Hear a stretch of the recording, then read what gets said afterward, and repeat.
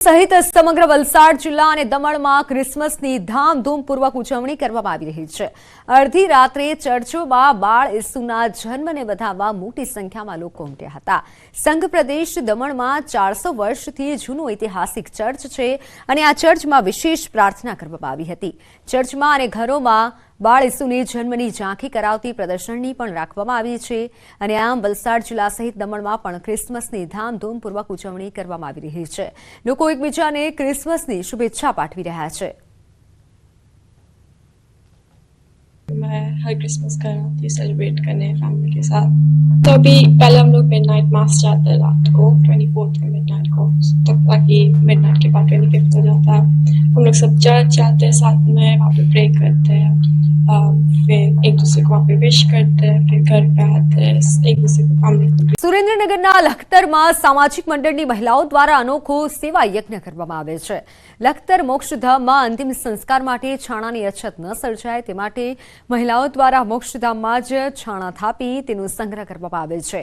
ગોપી મંડળની તેમજ વિવિધ સમાજની 100થી વધારે મહિલાઓ છેલ્લા 10 વર્ષથી છાણા થાપવાનો સેવા યજ્ઞ કરે છે। ગામની મહિલાઓ પોતાના ઘરનું કામ પૂર્ણ કર્યા બાદ છાણા થાપવા માટેની અલગ અલગ કામગીરીમાં જોડાય છે। દરરોજ 3 થી 4 કલાક છાણા થાપી તેને યોગ્ય અને વ્યવસ્થિત જગ્યાએ સૂકવી અનોખી સેવા આપે છે। મહિલાઓની આ સેવાકીય કામગીરીની ગ્રામ્યજનોએ પણ પ્રશંસા કરી। છાણા થાપવાનું કાર્ય કરી ગોપી મંડળની બહેનો પર્યાવરણ બચાવવાનું કાર્ય કરે છે। છાણાના ઉપયોગથી અંતિમ સંસ્કારમાં લાકડાની જરૂર ઓછી પડે તેથી લાકડા પણ બચે છે। લખતર ગોપી મંડળ બધી બહેનો ભેગા થઈને આ કાર્ય સાણાનું સ્થાપવાનું આયોજન કર્યું છે। મોક્ષધામમાં સાણા 3 દિવસથી થાપી છે, તો ખૂબ ખૂબ ધન્યવાદ। આ કાર્ય બહુ સારી રીતે ચાલી રહ્યું છે।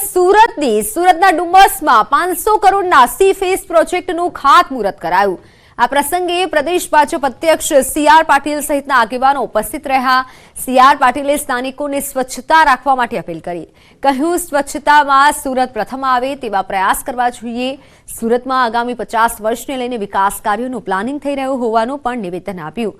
મહાકાલ કોરિડોર બનાવનાર કંપનીને જ ડુમસ સી ફેસનો કોન્ટ્રાક્ટ અપાયો છે, ત્યારે સારી કામગીરી કરવાના સોગંદ આપ્યા।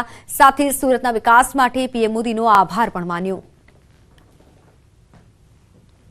ફરી એક વખત નકલી અધિકારીઓ પકડાયા છે। નકલી એસીબી સીબીઆઈ અધિકારીઓ પકડાયા છે। સુરતના કોસંબાની યુનિવર્સિટીમાંથી નકલી અધિકારી પકડાયા છે। પીપી સવાણી યુનિવર્સિટીમાં 3 યુવકો ઘૂસ્યા હતા। પોતાની ઓળખ national anti corruption and atrocity ઓર્ગેનાઇઝેશનની આપી હતી। યુનિવર્સિટીમાં નકલી ડિગ્રી બનાવી હોવાનો પણ આક્ષેપ સાથે તપાસ માટે ઘૂસ્યા હતા। યુનિવર્સિટી સંચાલકોએ પોલીસને જાણ કરતા ભાંડો ફૂટ્યો। યુવકોની કારમાંથી anti corruption general secretary CBI લખેલું બોર્ડ પણ મળી આવ્યું।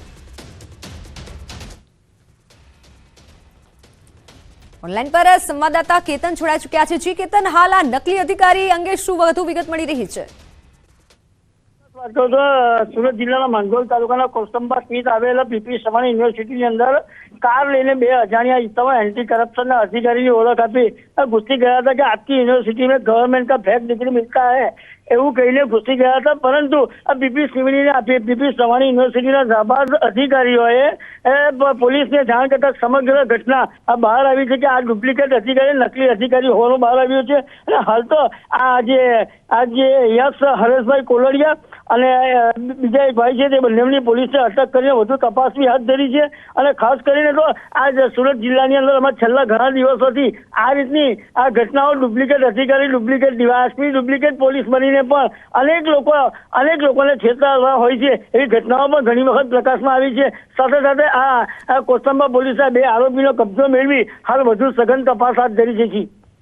બિલકુલ, આભાર સમગ્ર માહિતી બદલ।